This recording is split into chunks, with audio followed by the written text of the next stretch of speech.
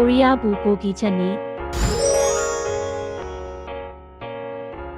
ဘူကိုကီချက်ပြုတ်ရန်အတွက်အရင်ဆုံးအမဲသား25ချက်သားကို6တွေ့သွားအောင်ပြုလုပ်ပါအဲ့ဒီနောက်အသားကိုလက်ဖြစ်မြင်ပေးခြင်းသို့မဟုတ်ပပလိခြင်းဖြင့်အသားလွှာများရအောင်ပြင်ဆင်ပါအသားရတာနဲ့ရန်အတွက်ကော်မှုန့်သွန်းတစ်ဝက်ကြား2စွန်းရှာလကာရည်2စွန်းပိန်းငံပြာရည်အကြီး4စွန်းခရုစီ1စွန်းကြက်သွန်ဖြူတောင်1စွန်းနဲ့နှမ်းစီ2စွန်းတို့ဖြင့်သမအောင်နဲ့ပေးပါအသားရတာနှစ်ထားချိန်အတွင်းကြက်သွန်နီအလုံးကြီးတစ်ချမ်းကြက်သွန်မိတ်နဲ့